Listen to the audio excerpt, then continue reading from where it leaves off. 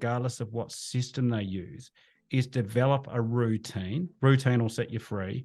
And one of those routines is check your actual books, your account keeping against your cash flow forecast every month.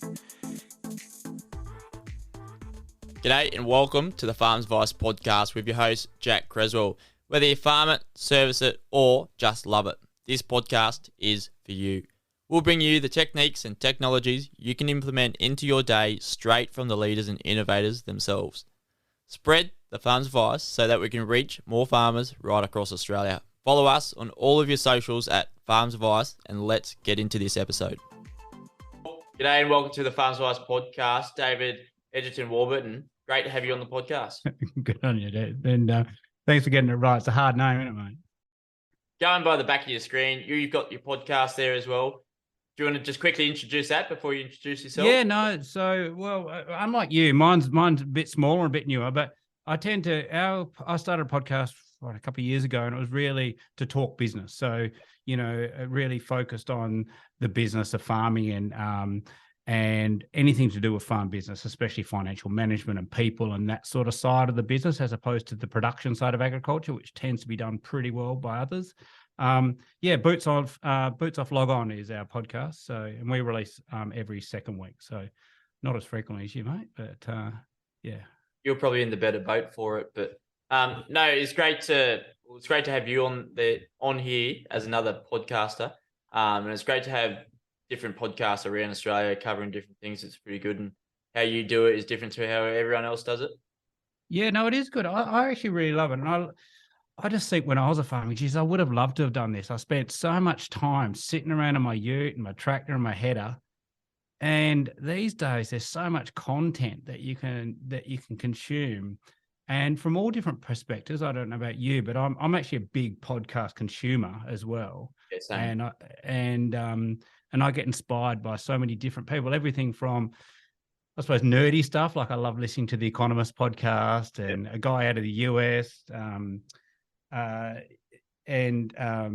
Who does this one called The Knowledge Project, who really talks around finance and business leaders.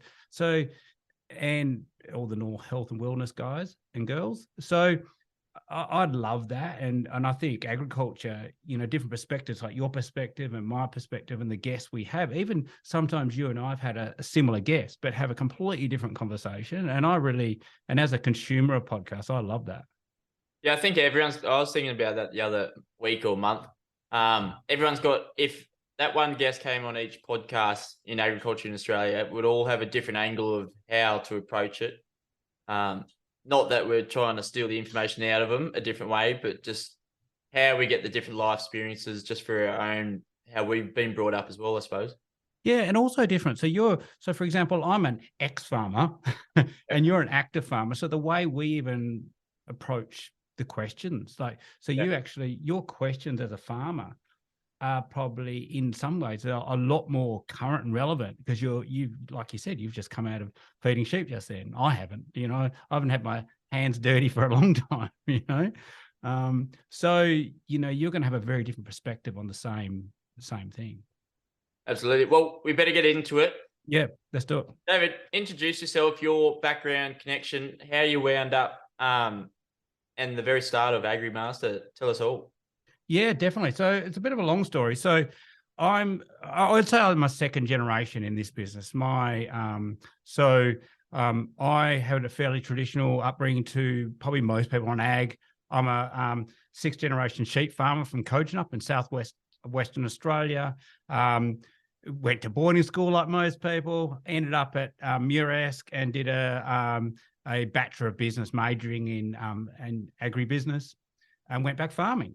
So that was like pretty much the same story as everyone else. But I grew up in a different family. My father started getting involved with the University of Western Australia when he started clearing his own land in 1967. So, and as a result, he ended up having computerized cash flow forecasting and accounting records since 1967, which is quite unusual for farm businesses. So, and he's a nerdy guy. We're a pretty nerdy family. And so that drove his interest into computing. And eventually he bought himself a computer in 1980, which costs about $4,000. It's like buying a $30,000 computer these days. And it basically wanted to write an application to essentially replicate the computer at Western Australia, which is a University of Western Australia, which was a whole building at the time. And Agrimaster was born from that. It wasn't a great big, it's not like now, it wasn't like a startup idea. It was just a farmer who wanted to essentially manage his cash flow and his borrowing capacity and manage his accounts.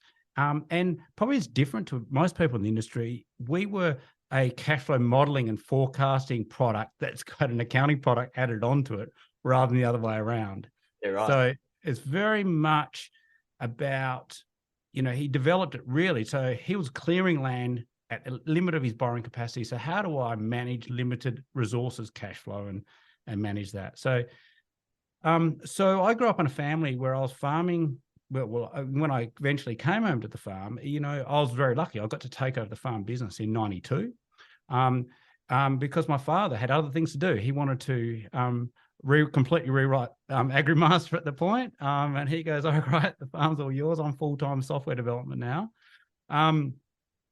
And so that was pretty much that. And I was really much a user of the product because I'd done my degree and, like most people did a degree, I thought I was better than I actually was.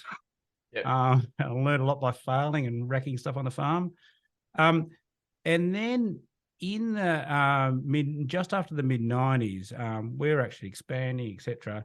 And I met Nat. So Nat is my wife and also joint CEO of the business. And she used to be my bank manager, actually. And I met her while buying a farm. And eventually, after we got married, they closed the local branch in Kojonup. And so she was, because I'd trapped her in Kojonup, she suddenly couldn't go to a different branch. So she had to find something to do with herself. And so she started working with my father to improve the training and what she found when she was in the bank is this capacity to do better books, improve the way people were running their farm finance. So she started a business and that started getting bigger. And we wanted to have a family. So we decided, okay, we got to shut this business down or we make it bigger. So we decided to make it bigger. And that was a training. We ended up with a national training business. So running off the farm out of every room in our house, plus a demountable on the farm, and running this training business, Agrimaster financial management, internet use, email use, all those things that were big in the 90s. And we had 7 part-time staff running through Western Australia, Victoria, New South Wales, and and Queensland as well, out of Toowoomba.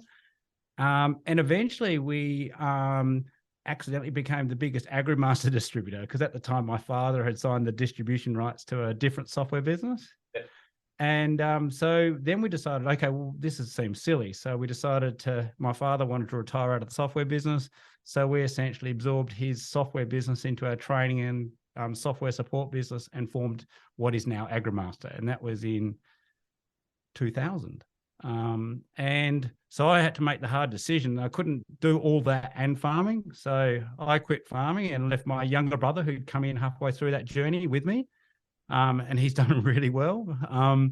And Nat and I moved with our 4-month-old son to Perth and started up a software business from scratch, really, and started hiring developers to start taking over from my father. So that was 23 years ago. Quite the story, and you're probably an old ag tech, that buzzword that goes around. Do you consider yourself as ag tech, or is it a bit more technology in the industry? Yeah, I think ag tech seems to be, all the buzz at the moment, but I can remember growing up. So yeah, I'd say we're a 40-year-old ag tech business, but I think they've only really been branded as ag tech businesses very lately. So even when my father was writing software, there was a massive community of farmers writing software. So, so you and I offline were talking about competitors and all sorts of other stuff, right? And all those people were farmers. So all the people we've either worked with or competed against for the last 40 years are all farmers who've written software. Yeah. So it's really interesting.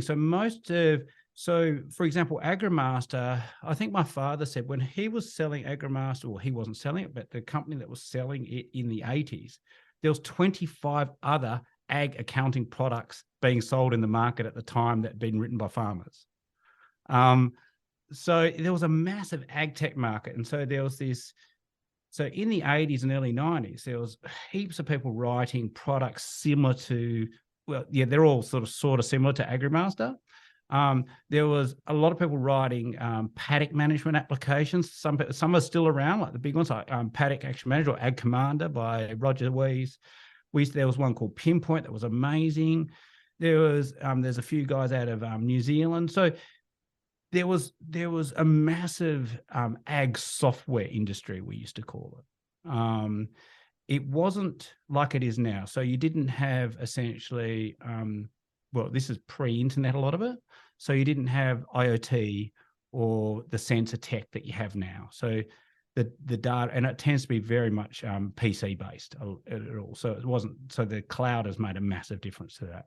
Yeah. And so now it's a SaaS product, isn't it? Yeah. So it's a SaaS product these days. But in the early days, it was just like most software at the time used to buy a disk, and you used to send you out a CD and you put it in, and we'd send you a little bit of paper with a logo on it with a license key that you used to type in. And yeah, so we used to stick our CDs on the back of newsletters. So we used to send out an update 4 times a year, and we used to have the whole office sitting in the boardroom sticking CDs on the back of newsletters and shipping them out. So all the customers listening to this will remember those days. Old school. So let's get into a few questions that I'm keen to know a little bit about. Cash flow forecasting, you mentioned a little bit about that. Why is it so important for our budgeting to control this to be a successful farm business? Yeah, look, definitely. So cash flow forecasting is really, so everyone likes to, I think the common thing is it's something that the bank asks for. Yep. So the reason being is it's all we're really trying to do as a farm business, and whether that be any business really, but in particular farm business, is you have a large amount of capital that you have to essentially put at risk every year. And what you're trying to do is maximize the productivity or return on that capital every year while managing the downside, really. So you're making this strategic decision. How am I going to spend this labor, this cash, this debt to maximize return? But at the same time, we're as farm businesses, or it's definitely a farm business, you have a lot of market risk and you have a lot of production risk. So you've got to be able to manage that risk, and it changes. Like we just found this week. Look what's happened in Russia with the grain. So so cash flow forecasting, I've always believed, is the most critical. Cash flow modeling and budgeting, which I see, so I call them out differently. So budgeting, I believe, is just allocation of known things, right? So whereas forecasting is all the unknown stuff like grain prices, yield, those sort of things. So forecasting and budgeting is the most effective way to allocate those resources well. And also, it's the least risky way of testing whether you're right or not. So let's say, for example, so a good cash flow forecast is not something you do for the bank. It's actually the financial copy of your production plan. So you've got a production plan. I'm going to plant this much grain, this many sheep, this many cattle, etc. But ultimately, the successful failure of that is really just measured in dollars, whether that be over an annual period, over a 5-year period, whatever the rotation is, right?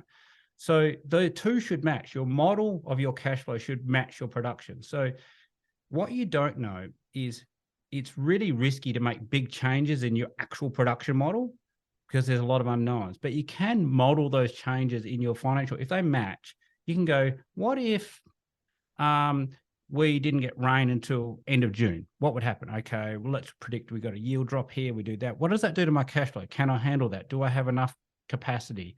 What if I did this instead? So you can game plan pretty much anything in your business using a good cash flow model. And you can do as many as you might want of those. They're quick. They don't cost you nothing except a few hours in the office. And they lower the risk of actually having to do that. So essentially, you've got a bunch of game plans before you actually put one boot on dirt. So, and I think that's probably, the most underrated advantage of that. And I think we sort of do the whole financial thing at Agrimaster, but I'd say if I had a weighting, the cash flow forecasting, modeling, and all the management around that, I would say is probably, I'd say 2/3 of the importance of the whole thing. I'd say the accounting part is even less than probably a quarter of the importance of anything. You're right. Is it quite similar to like for the cash flow forecasting, like within the shares game, you've got your unrealized losses or unrealized gains and realized. Once you're in that unrealized, you haven't sold your shares or such, like with your crop, once it's in the ground, you're just trying to bring that level up or gain that information. Is that what it is? Yeah. So essentially, I mean, farming is like anything. It's really just yield times price equals essentially a margin, and then you take all your overheads off that.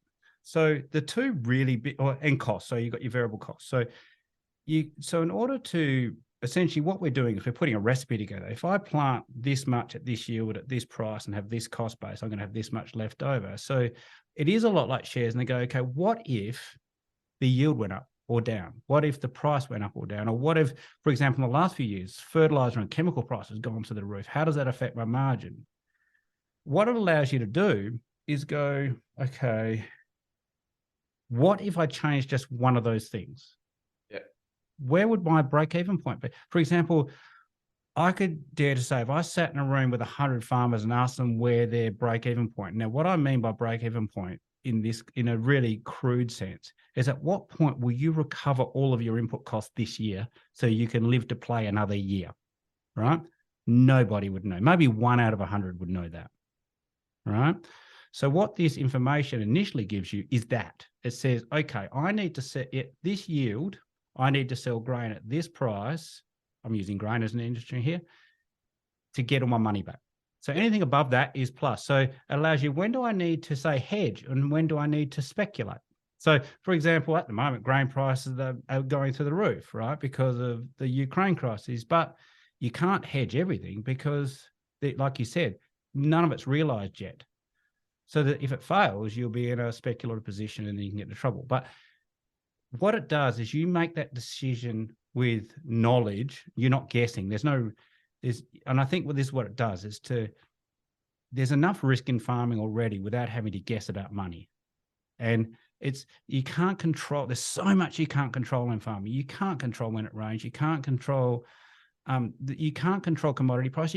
But you can control when you sell. You can control how much capital you put to a crop. You can control when you spend your money and how you spend your money. You can control your cash flow to a certain extent. So I think what I'm saying here with cash flow management, it is one thing you can have a lot of control over, whereas you can't with a lot of us, and it can help mitigate a lot of the other risks. Why is it that you said like 0 or even one farmer out of 100 knows what their break-even point is? Like there must be a bit of a collective trend there for why farmers, or is it just because we haven't had the access to the information or we're not drawing on it? I don't think I think it's just a capacity to work it out. I think it's not an intelligence thing or a. No. You know what I mean? It's just they don't have the tool. Okay, so here's what I reckon. All of us humans are pretty lazy, right? We do as little as possible to get the job done. Yeah. Okay, and where most of us are gunners. We're going to do this. It's like, for example, I'll give you a really good example. A budget actual comparison report, right? Let's say you have an accounting system that just as an accounting system, it's fine, does the job, you do your best, et cetera, and you want to do a cash flow on a spreadsheet. And you know that you want to do a budget to actual comparison report once a month just to make sure you're on track with your spending and your cash flow and everything's going fine. All you have to do is export the data out of one system, type it into Excel and get a comparison, right? The fact that you have to do that means you won't do it because you go, I'll do it on Friday. And then you get to Friday. Oh, I'm so bad. Sorry, excuse me. You just say, I'm so tired on Friday. All right, I'll do it on Saturday morning, right? You just don't. And then a week goes past and months goes by and 6 months you haven't done one. So what I find with all these things, if you can't work out something like your break even or your budget actual comparison or compare one enterprise against the other with a push of a button, unless there is a percentage of people who will do that because they're just that person, but most of us will just kick the can down the road. And I think that's actually the only role of software. Software is not very clever stuff, right? It just automates an existing process. So nothing we do at Agrimaster or even our competitors, there's nothing new. We're just automating a process that you already do, or you want to go through, or you should go through, and we just make it easier so you'll actually do it. Yeah, exactly. And I think farmers mostly, they get out early, go out, do their jobs, come back home, and they're usually pretty buggered after a big day. They're not looking for this. So to make that a little bit easier for them, one hit of the button and they can actually see, and hopefully they can be inspired at where their break-even point is off that and how their season's pairing out as well. Yeah, and also benchmarking. So a lot of people, for example, the other thing, Jack, is your actual finance. A lot of people record their books or their bookkeeping or their accounts for the tax department, right? And I'd say you have to do that, right? But that's not who you should do it for. For example, you want to know where you're at, right? So how do you know that, right? So the information you record to do your tax return or a BAS is not going to help your farming, right? But if you recorded, what part of your enterprise was against, whether you allocate it to what type of chemical or livestock or machine or whatever, that's useful stuff. So what happens is when you come to next year, you can actually benchmark yourself off yourself. You don't have to go to a external benchmark or anything. You've got your own benchmarks. So just tiny little things like that make a big difference to the knowledge you have as a farmer going forward every year. And it's not extra work. It's just recording another couple of bits of detail when you have to type in the accounts in that you do already. Yeah, exactly. Not leaving it to the bare minimum of your BAS every quarter as well. And the tax return to get in there and have a yarn before you need to talk about the end of the year. Yeah, and I think the best way to view tax, right? Super important. Minimize it as much as you can. Hire a really good accountant, right? But it's not farm management. Tax is not farm management. Farm management is farm management, and financial management is not tax. So, I would encourage people to have a really smart tax accountant, to have a really good tax plan, all that stuff, right? But when it comes to managing your farm finances, you manage it for your farm business and not for tax. Yep. Right? And in fact, if you have a tax problem, that's awesome. Everybody wants a tax problem. So it's just looking at it from a different perspective, because I think a lot of us have just been brought up to think it's something you have to do for somebody else. I always think I think the reason people resent bookwork is the fact that they don't get the benefit from it. If you're doing bookwork just to do a tax return or a BAS, then of course it's resentful. For someone else, yeah. It's for someone else. Do it for yourself, yeah? That's a good one. I like it. And also how the market's sort of going. There's a lot of properties being sold because they're getting quite good money for it and there's money flowing around. But lenders, you said earlier, they're looking for more information of the farmers to see if they could back that or whether or not that's going to play out in their favour in the seasons. How do financial control and cash forecasting work into this and make funding the best outcome? Yeah, look, I think I get this question a lot when I'm talking to farmer groups. So one of the questions I get is, what do banks want, right? And I was going, well, it's pretty simple, really. I say, okay, imagine you had sold your farm. Like, land prices are big. You've just got an offer you can't refuse. You've sold your farm and you've got, you're sitting on $5 to $10 million in your house, wherever you live. And your ex-neighbor comes up to you and goes, hey, Jack, I want to buy the farm next door. And how about you invest in me, right? Can I borrow $4 million off you? What questions are you going to ask that neighbor, right? You're going to go, okay, I want to know, are you a good farmer, right? And how are you going to tell that? I want to see your yields for the past 10 years. I want to see what price you've achieved. You're going to say, I want to see a cash flow, and I want to see a cash flow for not a and everybody you lend money off knows this. I know when you're actually telling a white lie, right? I don't want to see the magic scenario. I want to see a pretty year in, year out, right? And I want to see what it looks like when it's a bad year, because I know that area, and you're going to have a bad year 1 in 5 or 1 in 2, right? So show me that as well. And I want to know, how are you managing your finances? Are you reconciling your books every week? Do you check your cash flow every month, right? So every time your neighbor passes one of those milestones, you go, oh, he's a bit less risk, or she's a bit less risk, right? And so you're going to be more competitive on your margin. So banks are no different. They're just lending money at risk to you. They make their money through interest. And because they sell money, they want to sell you as much money as they can possibly sell you, because that's how they make money, right? So if they don't want to give it to you, that's not a good sign, because they really want to give it to you.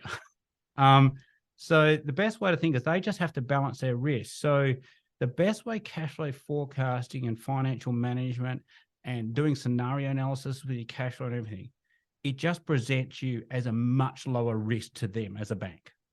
Yeah. And if you present as a low risk, then they can be more competitive on rate and margin and those sorts of things.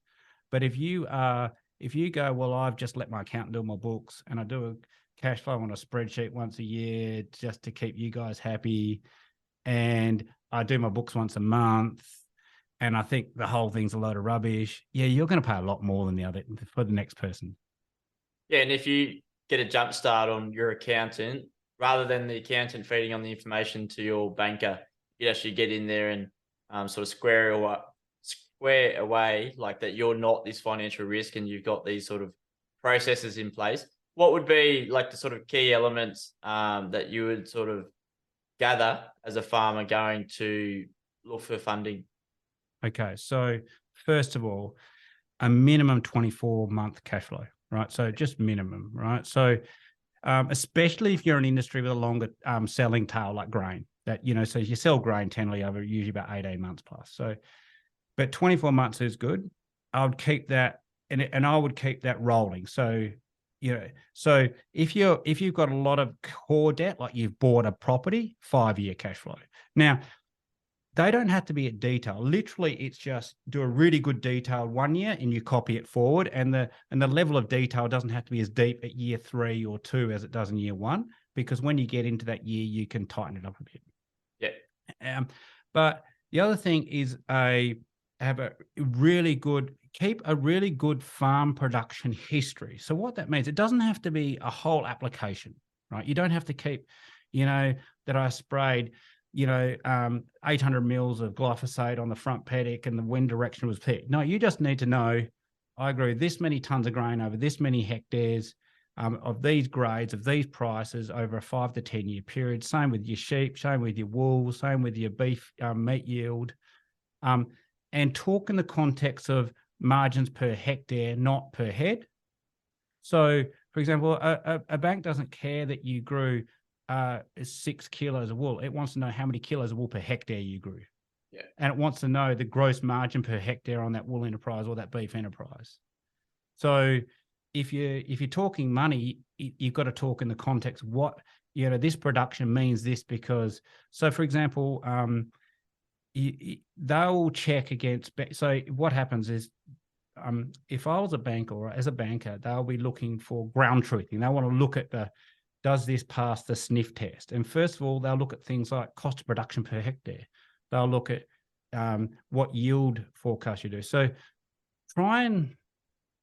production history is really important. Have the cash flow model, your actual production model, and also be able to explain it. So the biggest challenge I find when I talk to bankers is that their potential customer can't explain the cash flow because someone else created it. So, and that to them has got alarm bells written all over it. Yes, it's beautiful. Yes, it's been very well done. And it's got a lot of supporting data, but the customer doesn't understand it. Yeah. And they're the ones who have to live it and execute on it. So even if you do, and I think this is great, if you get an advisor to help you build a great model, I mean, even with Agrimaster, we have hundreds of advisors who build cash flow models for clients in Agrimaster, right? But make sure you understand it. Before you go to the bank, be able to explain your way through it. And the other thing I would always take to a bank is if they want to know not what it's like in the best year, they want to know they're going to get their money from you in the worst year. So go to them and go, I've modeled the worst year. This is what it looks like. Yeah. And this is what we're going to do if that year happens, because it's not a question of if, it's just when. So you know it's going to happen. It's happened in the past. So model it out. It's good for your mental health too, because you know you can handle it if it comes. Absolutely. And like rolling out those scenarios like helps you with your mental capacity, not feeling overwhelmed by if that actually does turn. But I had a question in, like, once you do have this, maybe you get approved for, like, you've had all these processes. Is there ways to follow up and ensure that you are actually optimizing like per hectare, not for the head, and what your fleece count is? Yeah, and keep those records. So Yep. when you look at your stuff, like just when you so especially with livestock enterprises tend to be the most prone to getting this wrong. Yep. Is whenever you do numbers, don't worry about your per head stuff, like so essentially livestock. So a grain enterprise is pretty simple. It's just kilos per or tons per hectare times yield. If you start viewing your livestock enterprise like a cropping enterprise, in other words, you're a pasture grower and you harvest it with beef or you harvest it with sheep or whatever, at the end of the day, think of it as tons per hectare. Kilos of beef per hectare, kilos of wool per hectare, kilos of meat per hectare, right? And obviously there's all the quality stuff around that. As soon as you approach everything from that, it'll change the way you look at that enterprise. So for example, costs, especially if you're part of if you buy a benchmarking report, it'll all be reported in return per hectare. So one of the things you'll notice, for example, is you'll go, wow, there's a livestock enterprise near me who's making a lot more money. And you go, oh, wow, they're growing sort of similar to me. But their cost per DSE, that's another one, dry sheep equivalent. Their cost per DSE is half mine. Why is that? Okay, well, they've got much better pasture utilization or whatever. So if you start viewing everything within your business in that context, I think you'll also be able to, you'll suddenly see areas of improvement that you didn't see before. It's not as good when you're talking. It's not as good socially because, it's a different language. But it is pretty important. But when you said comparison before, I'd say the most important thing is measurement. So one of the biggest pushbacks against things like cash flow forecasting, budgeting, financial control is the fact of change. And people go, well, if I do this, it's going to change. That doesn't matter. And I said, the whole point is it's a process, not an end game. In other words, you don't do it once, you do it multiple times. So with our clients, I always recommend you build a cash flow, for example, and you measure it against your accounts or your actual accounts every month. And then you look for any changes. What's happened? Has this gone up? Has that gone down? And you make adjustments. So for example, now all the forecasts you made on grain prices when you built your cash flow, say in February, are now wrong. So you actually have to change your forecast because let's say you bought fertilizer at, you bought fertilizer forward last year thinking you're going to get a good price and now it's dropped. So things change so much, don't they? So I think the thing is once you do these things, is your financial management. One thing I'd really encourage people, regardless of what system they use, is develop a routine. Routine will set you free. And one of those routines is check your actual books, your account keeping against your cash flow forecast every month. If it's a small change, like you decide to sell your steers last month rather than this month or something, that's fine. Just move that around. Or, for example, what are we now? End of June, and you maybe haven't got the moisture you want, or it's got colder than you thought, or whatever. You might go, oh, maybe I'll revise my yield down half a ton and see what that looks like. And the other thing banks love about that is that the one thing they hate is emergency October overdrafts. But because most people know if they did a revision of their accounts, that's probably going to be necessary. They're probably going to know in July that in October they're going to need that extra 50 grand. And they can go to the bank 3 months early and go, Sue, it's looking a bit short in October. Can we extend the overdraft out 50 grand? this year. And she go, oh, good, send us through the revised cash flow and yeah, we'll do it. Yeah. So that's another thing about review, that relationship with your bank, it's not adversarial. They're in it. They're an investor in your business. So just, if you do a review and say 3 months out, this is what my cash flow is looking like, they'll be going, yeah, cool. Yeah. Is 1 month the sort of cadence that you look towards to review this as like sort of best practice? Yeah, I reckon best practice is 1 month. Now, some months that's going to take 10 minutes because nothing will change. Some months, so what I'd say, it's not the same amount of time every month, but at least do it once a month. Like I would say, if you're one of those people, there's a few things. Here's best practice. Reconcile your books, like enter all your accounts and reconcile your books every week. Yeah. Right? One, it keeps you in touch of what's happening, right? It just keeps your finger on that pulse, right? And it breaks what can be a mundane task for some people into tiny little chunks. Like if you just say every Friday at this time or every Wednesday afternoon, I'm just going to do it, right? It's never a big deal. So by the time you get into the month, getting the BAS out and everything's a 5-minute job, right? Once a month, just do a budget actual comparison report and look for any big anomalies. There might be none, right? So literally I do it and I just run my finger down the page and go, and I just look for anything that material. So if you're a massive farm business, material might be 10 grand. If you're a small business, it might be $1,000. So it was up to you, right? And then it might be, so you run down and you go, God, why have we blown out by 10 grand here? And you go, oh yeah, we didn't sell that wool when that, and then you go, oh fine, we'll just shift the cash flow. Or, wow, we should pay attention to that, right?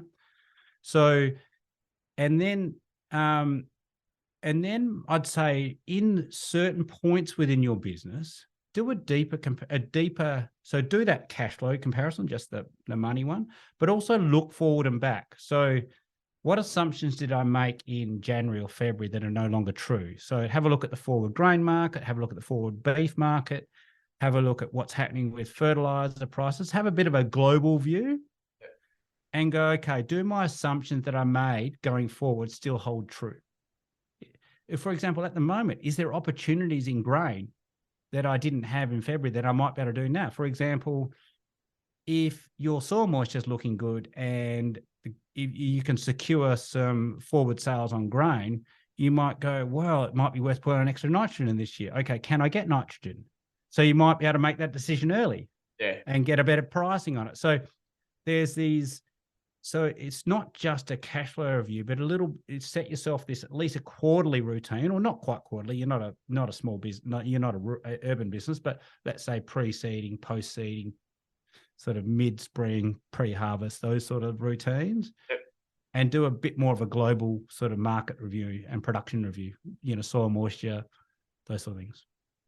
Beautiful. There should be a few lenders listening into this as well. So it'd be good for them to hear what the farmers will be getting up to each month now. To maximize our profit and like the financial risk, we all know that it's pretty risky within the farming game. Coming up against the environment, what systems are we putting in place to maximize the profit and to reduce the financial risk, I suppose? I think the first thing is, so the way I look at it is, like most farmers do, start with best practice production. I think if I look at all the best farmers that I've had, so one thing about leaving farming and doing this business is I get to experience the best farmers in the country, which is, it's almost like free education. And one of the things they all do really well is they do production pretty much the same as everyone else. In other words, their cost per hectare, I mean, they don't grow necessarily tons of more wheat than anyone else, or have extraordinarily more wool or better beef or whatever. I would say best practice production is table stakes. In other words, being a good, whatever you are, beef, chickens, wheat, whatever. Being best practice, that's table stakes, right? But how you deploy your money and use your money can make a massive difference. And it's often overlooked. You can't often grow your way, produce your way out of problems, but you can often, you can actually finance your way out of problems. So, for example, some people, for example, have this concept of, okay, so they won't go for gold every year. They will set in place a forecast that is, for example, I won't put on. So now it's quite typical, for example, not to put on all your nitrogen up front to deploy it later. For example, if you're a grain business, one, it controls a bit of that risk. So one of the things is now is you want to maximize return, but minimize risk. So where are my risks? Okay. So if I put it all on red and go for a spin, some years I'm going to go gangbusters and some years I'm going to lose my shirt, right? And so what happens is the next year you've got to make up all those losses. So how about I go for, instead of going for gangbusters, I go for 1 or 2 levels below that. But in a bad year, I'm not going to lose anything. So you sort of like profit, break even, profit, break even. So it's a different way of viewing it. And that's a financial control. So in other words, let the money tell the truth rather than the yield. So, for example, my question to people, I said, if you could make money by growing half the amount of whatever you grow, let's say you're a lamb producer or a grain grower. And I said, if you grew half the amount you grow now and made double the money, would you do it? And they go, yeah, well, it's not about production then, is it? So it's, production's a pretty good proxy, right? It's not wrong. But if you wanted to have really strong, so what I'd say, start off with to keep it simple, start off with a really good production plan and get advice on that and really do best practice. So whether that be cost of production, whatever, have a financial model. So what I mean by a model is, so it's not a budget. So it's not a spreadsheet, right? So, $30,000 worth of grain in whatever, December. It's how many, so it's essentially, it's like a little spreadsheet. So it's like a model is really, these are all the grains I'm growing, this is how many hectares I'm planting, this is my yield assumption, this is how I'm going to sell it, etc. What that means, and that models exactly what you've planted, whether that be sheep, grain, cattle, chickens, doesn't matter. So what that means is it exactly matches your production. So what that means is you can go along and say, you can change one number like yield or price and it completely remodel it. So you can actually keep the two modeled together, right? And so have a production plan, have a financial model that matches that. Then do your accounts, like I said, to record what's actually happening. So farming, unlike, say, a shop or a manufacturing business, doesn't have so a lot of shops can use something like a small business product, like a Myob or something like that, because they record all the detail in a point of sale product. Yeah. Farmers don't do that. So you need to record the detail in your books. So when you do your books, record what farm it's on, what enterprise it's in, wheat enterprise, grain enterprise, sheep enterprise, etc. Record quantities, always record quantities. If you talk to any advisor, any bank, they want quantities. So if you put in sale of weaners, put in, yellow taggers, this many, etc. You put in the whole lot. So then when you go into your books later, you can go, how do we sell sheep? And you go, we sold, 1,000 yellow taggers at this price. And then you've got a price per head. Yeah. So when you record your accounts, record them like you're going to report on them. Now, you've got GST in there. So one of the reports will be tax. The rest of them are about you. So do your production plan, have a financial model that matches that, have a set of management accounts that you record detail in that actually is your truth against that you can measure the two against. So essentially you've got the three together and that will keep you have good financial control of your business. Well, hopefully this spurs on a few farmers to start thinking a little bit about themselves, to get back into the books and nerd out on a few things. But we glazed over it a little bit before, going in with the environments and actually budgeting for that. Like we came off a pretty good 2 years, very wet, mind you, but like it turned a lot drier quicker than we thought, especially on the East Coast from my experience. How does this all work and how can budgeting sort of be a tool for us to improve that off the reaction from the environment? Yeah. So you know what it is? I think we were talking before a little bit about doing those scenarios. So one of the things about scenarios is it allows you to make an objective decision when you're not stressed. So let's say, for example, you did have that dry finish. When that dry finish happens, suddenly all the things you had thought to be true are falling down, right? So you get really stressed. And if we're any of us in that situation, we tend to make rush decisions or not great decisions. We sell things cheaper than we want to. We buy things for more expensive than we should pay. We make all these really dumb decisions. So let's say, for example, you had that dry finish. I would just open my model, my worksheets for that enterprise. So was this, let's say it was grain, right? Let's keep it really simple, right? I would go, okay, what do I think that dry finish? Now, that could be a dry finish. It could be a frost. It could be rust. It could be any situation like that in spring that's going to have a yield effect. I would just go along, say I forecasted 3.5 tons. I'd go, okay, I reckon that's going to probably have an impact of a ton. So just type that into your, and then it'll recalculate your whole cash flow. And you go, okay, that creates a $200,000 hole in my cash flow. Okay, yes, that's bad. Does it affect me from a borrowing capacity point? For example, does it blow out my peak debt at all? Right?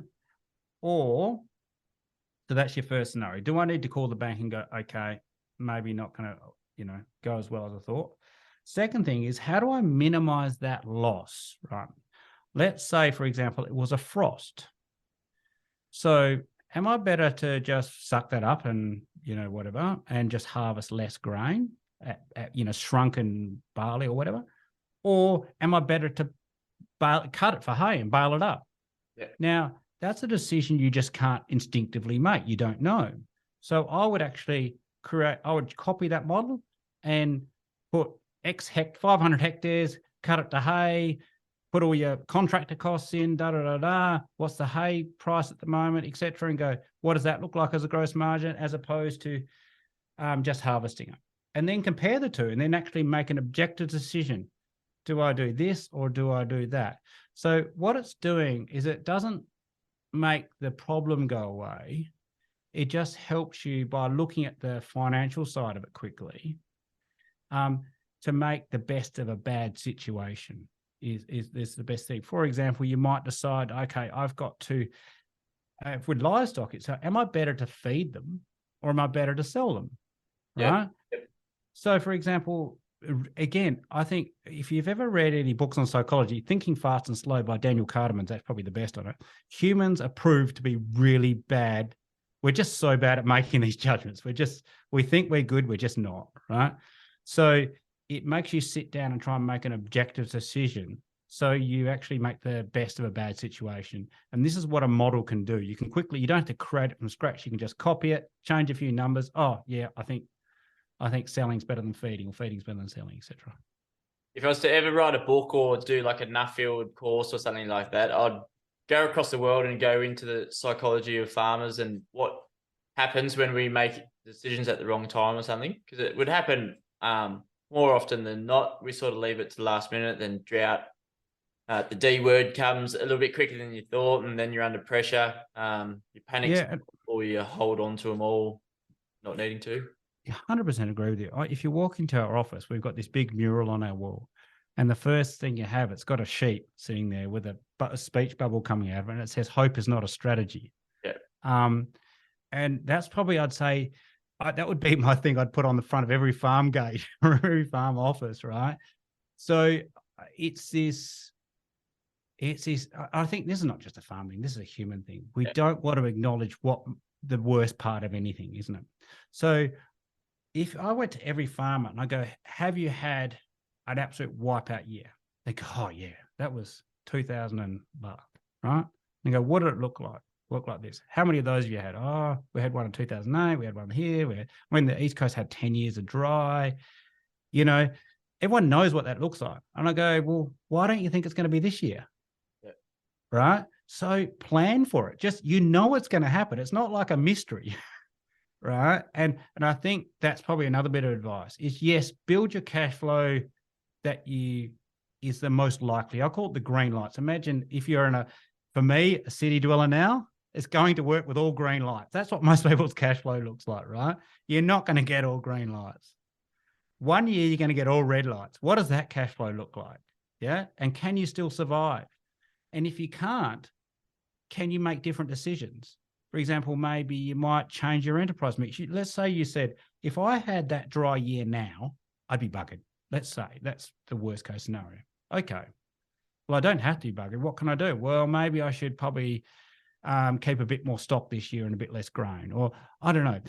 What I mean is play with the mix. So at least you have a strategy if that year eventuates. And I can guarantee then you'll just feel prepared. It's like you're pre-gaming it. If you feel normal, it's probably a good thing. You don't have to. Farmers probably are prepared to feel a bit panicky, a bit jumpy with the markets as they go, or the environment coming in, either good or bad. Jumping for rain or looking for rain, one of those things. So I was feeding sheep the other day, and I was like, I wonder if farms are actually, they're running the wrong commodity. I was thinking about it's like, if we cropped all of this, more equipment and all that, obviously, but I was wondering, like, should those larger play scenarios, should they be a thing, or is it a bit too far? Like, if you got similar ones, your sheep, your cattle, and then going into cropping, or even obviously diversifying into horticulture. But if it was all your farm was a cropping enterprise, should that be something we looked at, or is it something that, from your experience, people are looking at running these sort of larger scenarios? I tend to find that sort of innovation comes almost from what I call new farmers. Like, I think we get so stuck into what we're good at. And I think it's how we identify. I'm a sheep farmer, I'm a cattle farmer, I'm a grain farmer, right? Yeah. But no, you just have a chunk of land. You have a bunch of resources. You have land, you have water, you have people, you have skills, etc. Right? Now, I always like the way I try and do a thought experiment in my head is, imagine if we just had a village. We had a little village, right? And they wanted food. I would grow whatever that village wanted. I wouldn't grow. So we're so detached from our markets now. The signals are really mixed, right? So I always thought, for example, let's say, for example, you go up into the tropics of Australia. Why are you see all these failed experiments of people trying to grow cotton and all these weird, like these European foods in the tropics. And I go, why don't we grow all the food that they grow in Asia in our tropics? Because it's actually, and sell it back into Asia. Why are we trying to grow, food from the dry part of Europe in the tropics? I agree with you. I think if you see yourself as a producer of, say, I don't know, energy, human energy, like food, it also helps you get through the debate around what we're seeing so much changes in food at the moment. So let's go with a really gnarly one, meat, right? Every time I go to a farm conference, someone's going to get up and talk about alternative meats, right? And the whole audience just gets frothy about it, right? And I'm going, well, God, I'm just sitting there going, wow, I wonder what they need, right? So if I'm selling Beyond Burgers and they use barley, shit, I'm going to grow barley. I'm going to switch from beef to barley because everyone's going to be growing food-based burgers. So it's more about and it's, am I willing to change from a beef farmer to a whatever farmer? Yeah. So what food does the world want rather than what food do I want to grow? And more of a context. And I think it's exactly like this. It may be exactly what you're doing today. Yeah. Right. Or you might I'll give you a really good example. My brother has a massive business growing everlastings. Like he's a grain farmer and he grows a lot of grain and he has about 15,000 merinos, but he has a really big everlastings business. So that just came out of an experiment. I think he'd be better to interview about it, but essentially, as in, the pink flowers, the pink everlasting flowers you see on nature strips all over the urban areas. Yep.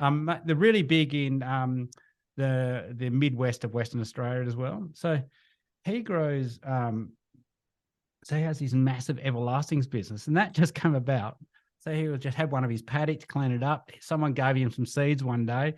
So he top dressed them out this paddock and harrowed them in and grew a hectare of them. And then he goes, and at that point in time, everybody's harvesting everlastings by hand.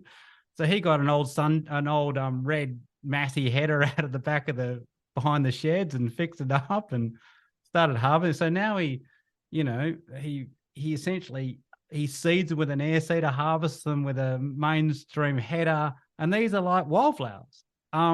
So, and farmers are really good at this stuff. You think of all the inventions you see. Yeah. So I'd fully encourage people to do that with food as well. Like if you can grow some weird vegetable or grain that no one else, John Foss with chia seed. Yeah. That was enough. That was Nuffield. He good one to interview if you haven't interviewed John. I think he came across chia seed when he was in South America on a Nuffield scholarship. Yeah. And worked out it'll grow on the 15th parallel. And so started up getting some chia seed and growing it out in Kununurra. And the whole world just loves chia seed now after. Is that where it started from? Yeah. You're right. So he's a wheat farmer boy from Western Australia. Yeah, good. Yeah. Yeah. So there's a lot of great stories like that, Nag. I understand, and like to do your business as well, coming from farmers' backgrounds, the best businesses within agriculture sort of servicing back to farmers were farmer-led to begin with, which is great to see because like you sort of know the industry, you know the language, it's much easier, especially as well. David, if you could wrap this episode up into one piece of farm's advice for farmers to take away, to do that tiny bit extra to be on the front foot, looking for more funding or to get better cash flow, to improve their budgeting skills, what would that be? I would say, look, really put time aside, not prioritize, but put time aside to get really good at financial management. Don't outsource it.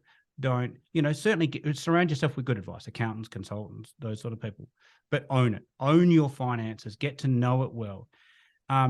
It will bring you not only a better business, I can guarantee you'll have a better business, right? But it will actually, more importantly, bring you peace of mind. If I talk to our customers who do, especially cash flow forecasting and modeling, and they do it well, I'm talking more than a spreadsheet, proper models, they get a massive peace of mind from it because it doesn't matter whether it's a good year or a bad year, knowing where you stand every month brings you peace of mind and calm, and it gives you options. Yep. So, yeah, put time aside to learn it, to get good at it, and create a routine around it that you'll stick to. Routine, again, like I said, the routine will set you free and you'll feel really empowered by it. So when you engage with all the advisors, whether they be bankers or accountants or farm advisors or whatever, you'll do it on your terms because you'll know your business better than anyone else. Yep. A great piece of farm's advice. And where do you see 2023 going? And where do you see Agrimaster? Where would you like it to be in 10 years' time? I'm like everybody, Jack, global domination. So I think we're going to continue what we're doing. We're right in the middle of a whole new product at the moment, which is our vision for essentially farm financial management going forward. We've been doing this for 40 years. We think we're really focusing on the next 40 years, but we're doing it 1 year at a time. So we're building a whole new product at the moment that's going to hopefully really improve, make what we do, which tends to be most of the very bigger successful farmers, make it a lot more accessible to not so big farmers as well. And also make the people who do this as well, it's like software. It's just quicker, easier, prettier, and just improving the system. And that's what our job is really, just to make what you do every day a lot easier and quicker and give you more insights into your business. Because farming is becoming bigger and more complex. We're all managing more hectares with more complexity and data coming at us from everywhere. So our job as a company is really to make sense of that. And that's how we see the future. Great stuff. And also for anyone looking to get in touch with or have a look at Agrimaster, where can they do so? Where can they follow you? Oh, look, just Google us at Agrimaster on Google. So you'll always see us pop up there. So it's agrimaster.com.au. And everything's there, from our product to the Boots Off Log On podcast to support articles, heaps of free content. Ebooks on budget. So what we're talking about today in budgeting, I've written a number of ebooks on budgeting process, like we talked about today, that steps you through everything I took today. So they're all free on the website. So yeah, just go to agrimaster.com.au and all that content's there for you to consume. Even if you're not a customer, you can download all those budgeting ebooks, etc. Yeah, well, amazing, David. Thanks so much for coming on to Farms Advice and giving your own piece of expertise. I think it's pretty important to pass it around. Great. Thanks very much for the opportunity, Jack. I really enjoyed it. This Farms Advice episode does not stop here. Come and join the conversation on Facebook, Twitter, Instagram, or TikTok, and even join our Facebook group. Go to farmsadvice.com.au for more on this episode and spread the hashtag FarmsAdvice to your mates. If you can leave a review on Apple or Spotify, that will let other farmers find us too. But until then, see you next Tuesday.